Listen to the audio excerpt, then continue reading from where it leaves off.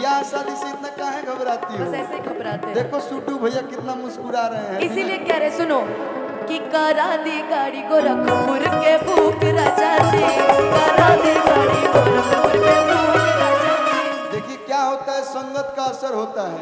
योगी बाबा वहाँ के हैं तो ये भी चाहती है कि हम भी कुंवारे रहें, लेकिन वो तो मुख्यमंत्री हैं। देखिए उनका सम्मान है, उनको सब लोग प्यार करते हैं, लेकिन देखिए एक उम्र होता है, शादी ब्याह कर लीजिए।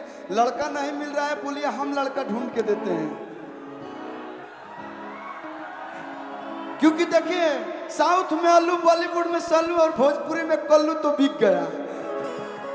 हम चाहते हैं देखिए पुलिस प्रशासन से कोई अधिकारी चाहिए, सर बैठल बानी लोग से कह दे नया नया घड़ी अग्निवीर में लड़का जाता रसन, ओहनी से कोनो राजनीति क्षेत्र में करे के बाद ओहू ले बता। हाँ तो आपने जो लाइन बोली हम भी एक सोच सोच के बोल दे रहे, खाने में उपमा और गायकी में अनुपमा, कोई टक्कर नहीं दे सकता है। वो गायकी का बातें नहीं हो रहा है। तो आप मत करिए ना, आप क्यों मेरे शादी के पीछे पड़ जाते हैं हमेशा? हाँ? नहीं करनी हमको शादी वादी। चाहता रे कालू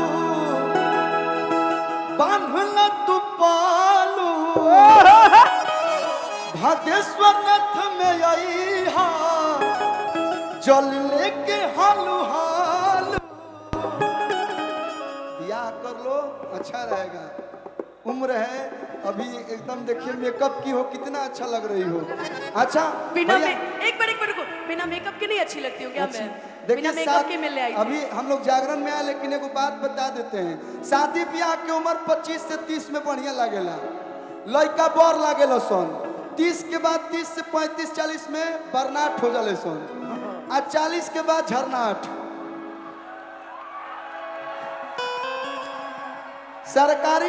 सरकारी नौकरी के चक्कर में लड़का घर ब्याह नहीं कर सकत। जितनी भी लड़कियां हैं ध्यान दीजिए, प्राइवेट भी किसी से कम नहीं है। क्या जी है बताओ, है लड़का हमारे मैं कुमार ही बड़ा सनु भाई, ये सब लोग जानते हैं खुश काहे हैं। आपके माध्यम से ही लोग कभी मन हो रहा है कि बाप रे बाप हमारो ब्याह हवा जल्दी है ना। अच्छा हो सकला अनुपमा यादव ये हमेशा देखिए ये शुरू हो जाते हैं। सुनिए सुनिए सुनिए ना, इधर आइए। अकेले ही ठीक हूँ मैं, नहीं करनी बर्बादी, भोलेनाथ चाहेंगे तो हो जाएगी शादी। भोले बाबा यहाँ ऊपर से तार ब्याह करावे, जब चाहेंगे तो हो जाएगी शादी। भोले बाबा हमारा के भेजले बड़े ब्याह शादी करावे खातिर। उफ लेकिन कहे के भैया भैया हो सकता है बाबा भगवान ज्यादा मेरी शादी के पीछे परेशान है भाई। ये देखो हम चाहते नहीं हमार ब्याह हो के जितना लोग बा लोग मैं लोग के ब्याह शादी हो जाओ, हैं तोहरो हो जाओ भाई, तार दूधू को हो जाओ।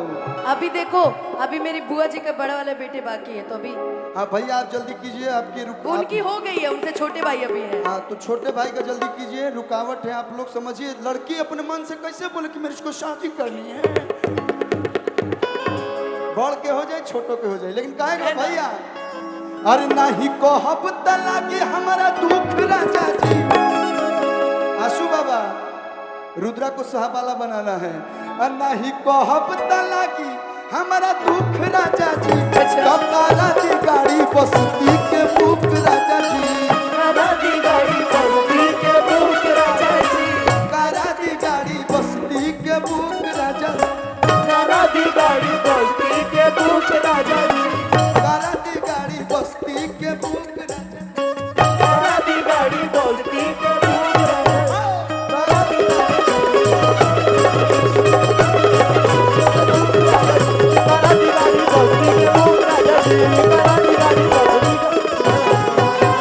हे शिव शिव भगवान तुम कहाँ हो, जल्दी से आओ। पार्वती मैया को भी याद कर लो। जाइब नहीं हर जे छवाइब ना पालानी, तबाह कैले बानी, तबाह कैले बानी, हे नाथ भोले दानी, तबाह कैले बानी, हे नाथ भोले दानी, तबाह कैले बानी। चली जाइब नहीं हर जे छवाइब ना पालानी, चली जाइब नहीं हर जे छवाइब ना पालानी, तबाह कैले बानी, तबाह कैले बानी, हे नाथ भोले दानी,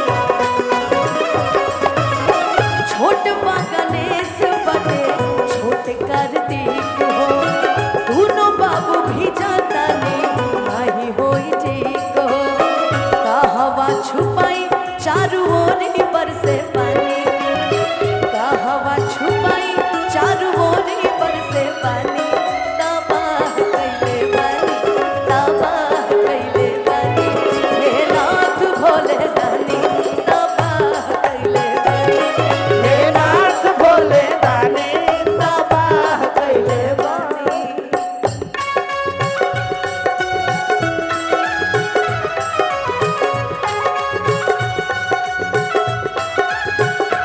पैदल चले आई जुआ रे भोले तबाह कैले बानी हे नाथ भोले दानी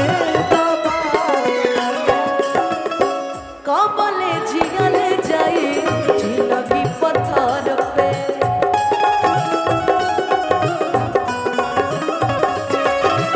एही तरह सुखी रही बाबूजी के घर पे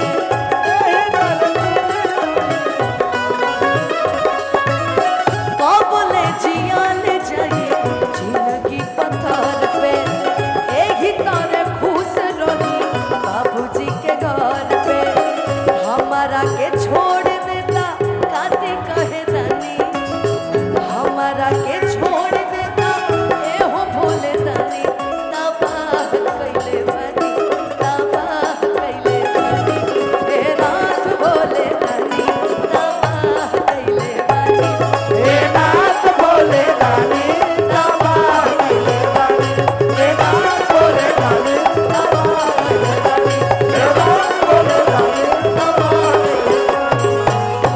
हे नाथ भोले दानी तबाह कैले बानी